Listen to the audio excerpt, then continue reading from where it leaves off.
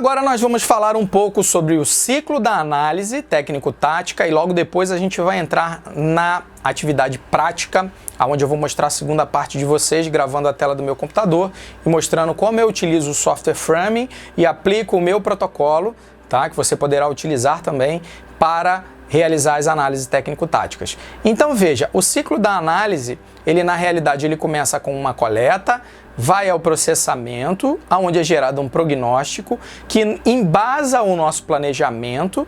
Este planejamento tem que ser adequado para cada atleta, né? Cada situação de atleta. E aí a gente coloca os atletas para treinarem. Neste momento a gente passa a confrontar o planejamento com aquilo que o atleta está realizando durante os treinos.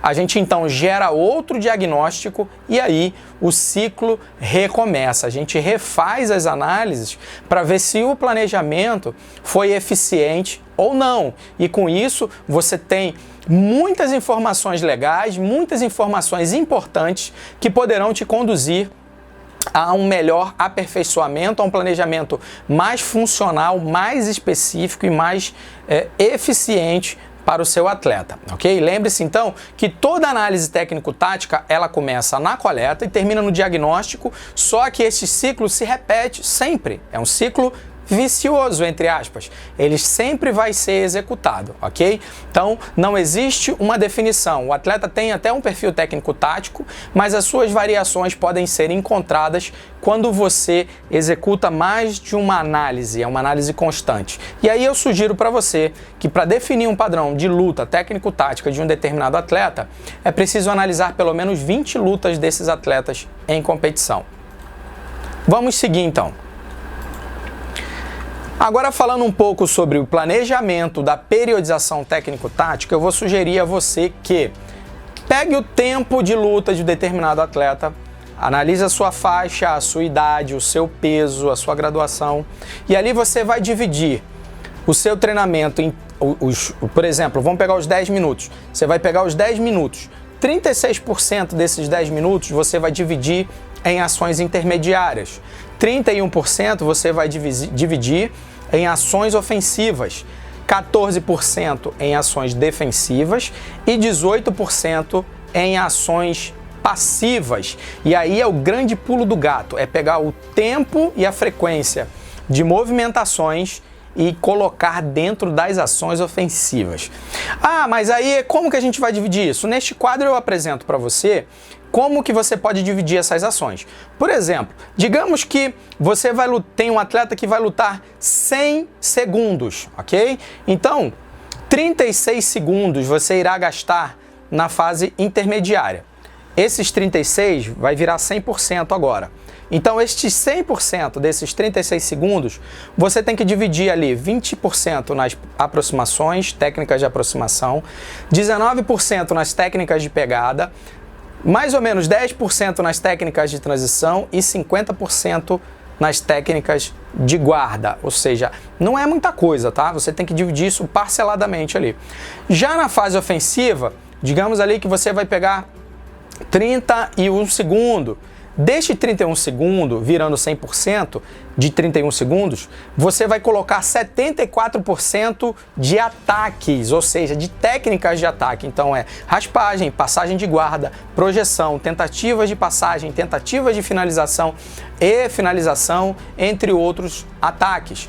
18% ali entre joelho na barriga, controle lateral de 100 kg, norte-sul e 8% da montada, ok? 14 segundos de ações defensivas. Pega seu cara ali, a sua mina que está treinando contigo, o seu atleta, e coloca para ele se defender em 14 segundos de raspagem, passagem de guarda, finalização, reposição, puxada para guarda e queda. Aí você me pergunta assim, pô, mas 14 segundos só? Não, você vai dividir em blocos de 14 segundos. Por isso que a gente tem um treino energético. Você vai pegar, por exemplo, as ações defensivas e vai colocar ali 22 blocos de 14 segundos de ações defensivas. 22 blocos de ações ofensivas, tá? De ataques, controle lateral e etc. E 22 blocos de ações intermediárias, ok?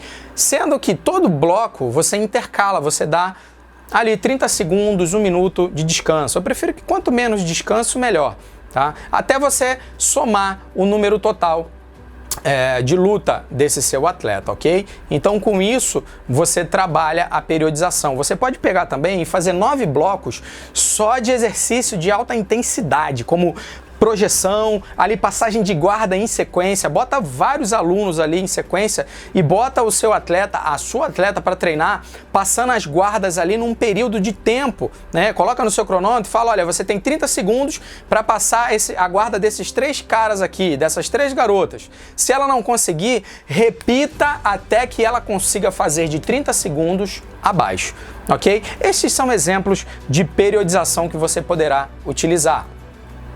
Considere então, quando você for planejar, a divisão das fases da luta. E aí a gente está encaminhando para o final.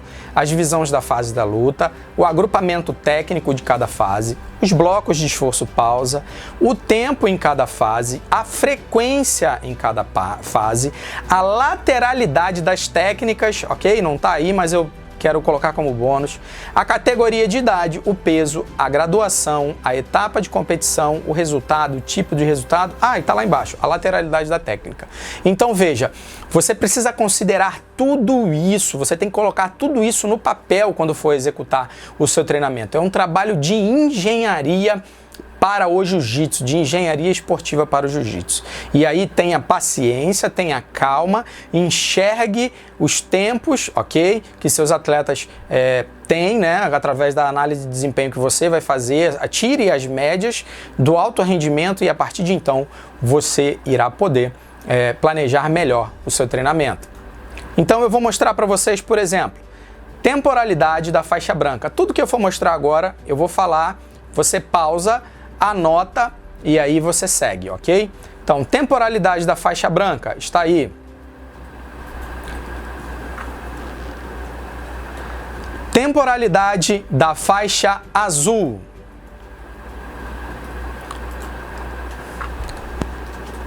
Temporalidade da faixa roxa.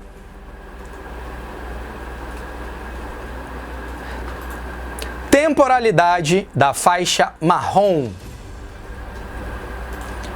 Temporalidade da faixa preta.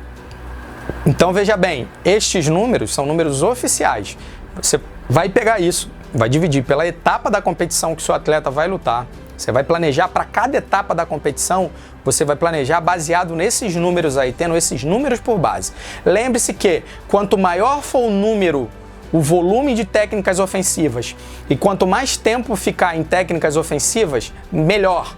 Quanto menos tempo ficar nas técnicas de movimentação, de defesa, de guarda, por exemplo, e fases de transição, melhor. Então, saiba quando ficar mais e quando ficar menos. E aí, agora nós temos um quadro onde é a média de pontos que cada faixa deve fazer por cada etapa de competição. Veja que nós temos classificados da faixa branca, azul, roxa, marrom e preta. Temos a média, ok? Ali entre 6 e 7 pontos, ok? Entre 5 e 7 pontos, melhor dizendo, e temos eles separados por etapa de competição. Isso tem que ser observado com muito cuidado, treinador e atleta. Você tem que levar esse dado para o treinamento. Então você sabe que quando você estiver planejando um treinamento para o Qualify do faixa branca, ele tem que marcar pelo menos 5 pontos. Isso dá uma queda e uma passagem. No faixa azul, por exemplo, ali no Qualify, são 9 pontos, mais de 9 pontos. Então você precisa treinar técnicas que gerem esse volume de pontos para que seu atleta vença. Cara, se você conseguir colocar isso em prática, olha, eu tenho certeza que você vai aumentar exponencialmente a probabilidade de vitória dos seus atletas. Consequentemente, isso vai influenciará na tua vida como treinador e como técnico, né, de equipes. Como eu disse, eu apliquei isso nos jogos aqui entre as universidades públicas, entre os estudantes, né, e nós ganhamos literalmente tudo, ok? Vamos continuar. As técnicas que marcaram o primeiro ponto na luta. E aí eu tenho o tempo e as técnicas, ok? Da faixa branca. Temos o tempo e técnica da faixa azul. Temos os tempos e técnicas da faixa roxa e do lado direito as porcentagens ali, né? Tempos e técnicas da faixa marrom e, por fim, não menos importante, tempos e técnicas da faixa preta, ok? Este é da faixa preta, não está escrito ali, mas é da faixa preta. Então veja, considere a média de cada etapa e veja quais foram as técnicas que tiveram mais porcentagens de utilização para você escolher quais delas você irá utilizar, ok?